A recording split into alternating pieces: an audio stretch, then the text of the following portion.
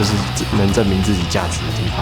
But it's TPA coming out on top. Have they got the damage? They damn well have. It is going to be an ace. Bir League of Legends oyuncusunun en büyük hayali dünya şampiyonasında oynamaktır. I think Worlds is a good opportunity to show how good of a player you really are. It's Team Solo Mid coming out with the victory. 딱히 압박감은 없고 저희 팀이 제일 잘하는 것 같아요. Pentakill! A complete shutout coming in for Samsung White. 也是一个展示自己队伍风格的机会，然后 They just surprised AHQ by showing up behind them and starting the party.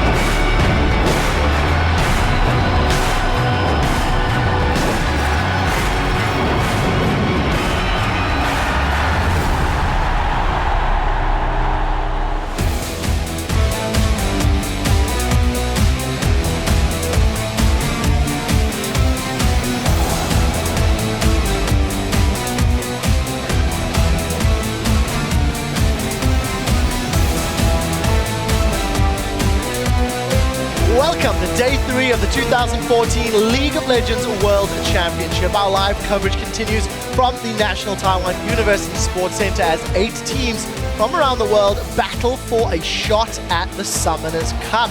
Moments ago, Samsung White were busy preparing in their ready room before they take to the stage to face off against Turkey's Dark Passage, who were doing just the same.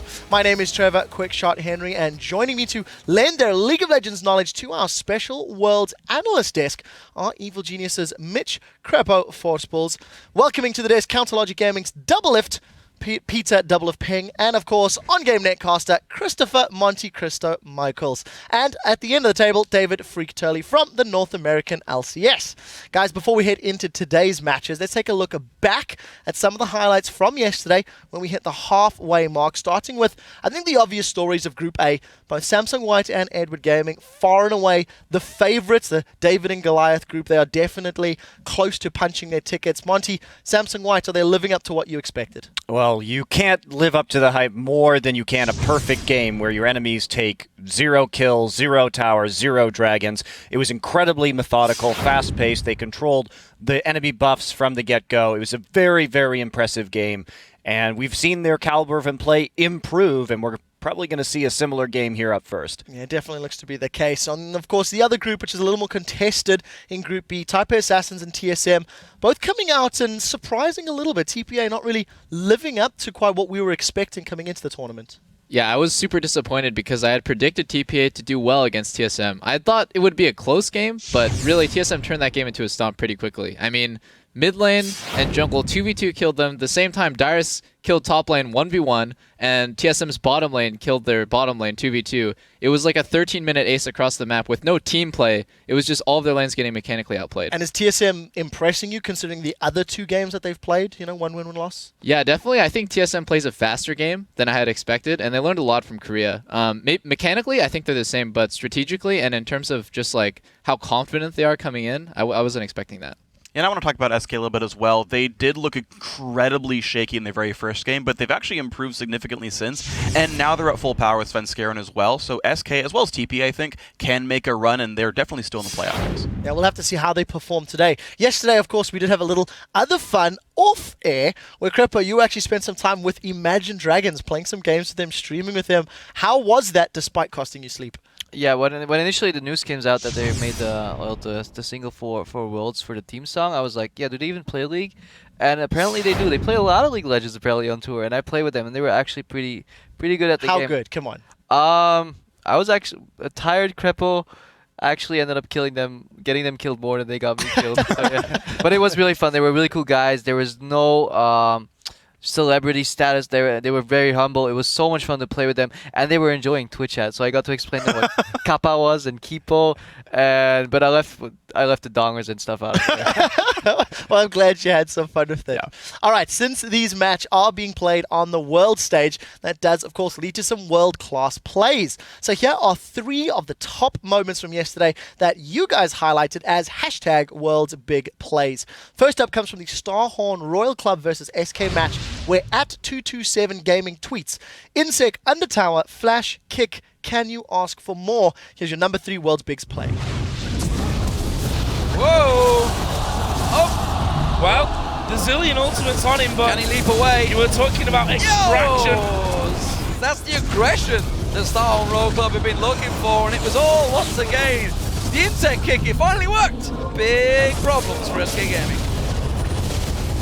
The beautiful thing there about the Lee Sin kick is not only does he get behind them flash kicks, but the Yasuo ult gets broke at the end of the animation of the kick. Yeah. Sometimes Yasuos will just be spamming R and immediately go up, but no, they wait for him fully kicked out of tower at the max range. He'll get knock-up extended even more. It's just beautiful CC chain, and sometimes you don't really admire the real beauty in that. Sometimes Lee Sins have to kick and Yasuo has to follow up immediately, but this time the best choice was waiting as long as you could, and yeah, perfect. Yeah, and what was so good about it as well was that it allowed his team to kill the Kazakhs while outside of turret range. Exactly. And once he revived the leap, still couldn't get him to safety, so there is a real reason to wait as well. Yeah, it worked out in their favor. Next up is from the Taipei Assassins vs SK Gaming match, which featured that mid-game inhibitor feint into the Baron. From @theworking, he tweets, yeah, I don't know, the rotations from TPA. What a move. Here's your number 2 big play.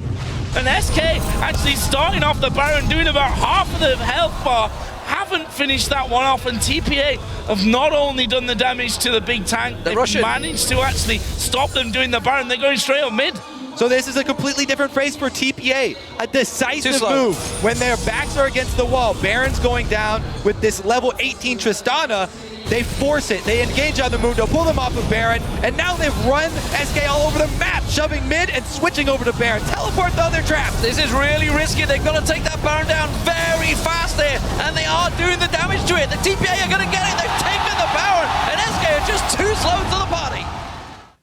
If ever there was a rotation to throw to the king of rotations, I think that's it. It was a really good rotation. Just that feint down the mid lane. Of course, if they lose the inhibitor, then they lose the Baron as well. So they just kind of fake him out, go for the Baron anyway, and then they're able to push into the open inhib. And Ryze and Kazakhs, they're going to burn it down real fast at that point in the game. So Monty, what's the counterplay here?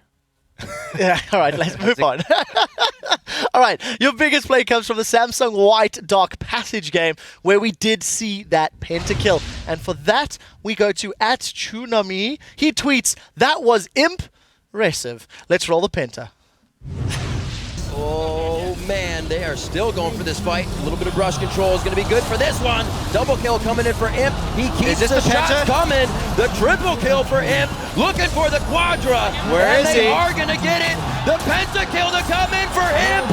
Pentakill! Double, if you got to talk to me about that one. Well, to be honest, they were 16k gold ahead at 23 minutes, so there wasn't a lot of mechanics going on there. But I can't attribute the mental game. I hate you.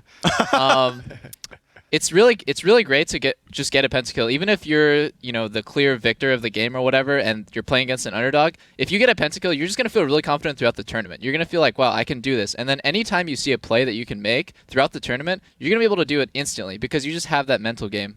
Talk to me about the other AD carries. It's the first time we've got you on the desk for Worlds. What's your take on groups A and B, and how the AD carry play has either impressed or disappointed you?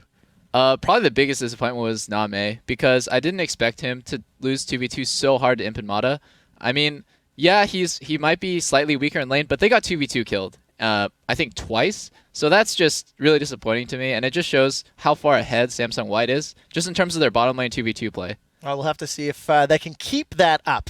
All right, sometimes avoiding what could have turned into a world's big play against your team and escaping with your hide intact can actually be just as important as that flashy string of kills. So this is where we highlight and salute the players who have narrowly avoided the jaws of death in a play we called them Jukes. From EDG versus AHQ, this is a great dodge of the spear. And really the big thing about this is that he's got such a little window to do this, but right here spots it, turns around just in time. And thankfully in the Nidalee rework, the width of the spear got reduced, otherwise he would have totally gotten hit there. If he got hit there, that would have tilted the matchup really hard. Yeah. Well, same game. This is the invisible Name. What do you think of the ward placement there, Crepo? Yeah, very optimistic. I would probably place it in the brush, but then again, I'm not a world, so. Once he saw he was gone, he should have just hooked through the brush anyway and be like, oh, we went this direction, and just tried for a random hook. Yeah. All right, so this is from TSM vs TPA. It's a trio of Jukes. This wins Dyrus and Bjergsen. Dodge, dip, duck, dive, and I guess dodge, but it doesn't help Dyrus. Because he dies. Yeah. Goodbye, But it's not a bad try, though, to be fair. It looked cool. Yeah. He had fire and everything. I mean, look at that. He dodged the Zenith Blade as well. Dodges the Rango, you know? At least he gives the kill to Leona. It's actually a little bit useful that way. Exactly. All right, so almost got away. Gyrone not lucky enough in that attempt. There will be plenty of opportunities for both big plays and Jukes today because we do have 6 more matches lined up. The action will start with Samsung White facing Dark Passage in a rematch, and the day will conclude with SK Gaming facing the Taipei Assassins once again. For the complete schedule, head over to lolesports.com where you can vote on the teams that you think will win each of today's matches. While you're there, you'll also find features, articles, stats, VODs of past matches, and much more to keep yourself informed throughout the entire World Championship. We'd also like to keep us informed, so we're going to head over to Twitter and tell us who has been the most outstanding player in the Taipei group stage and why. Freak, who's it for you? It's got to be Mata. Double, if you talked about the fact that Name got 2v2 killed repeatedly in lane, that is all Mata. He is an incredible player, and I can't do anything but fanboy over how good he is. Double Lift, any reply? Who's your pick? Probably runner-up would be FCZF, because when I feel EDG makes those game-winning plays, FCZF is always the one to initiate it, or set up the vision, or just, he does everything. He is the playmaker for that team, in my opinion. I think Clearlove has been slacking a little bit. FCZF is always the one to make those game-winning plays, which I think you should watch out for. Well, we will get chances to do so. All right, we want to hear what your answers are, so send them to us at LOL Esports along with that hashtag Worlds, and we'll share some of our favorites on air later in the day. Guys, we are going to a short break, and as we head out, it's going to be a quick look at our hard-working production staff who's busy putting the show together. So thank you for making us look good.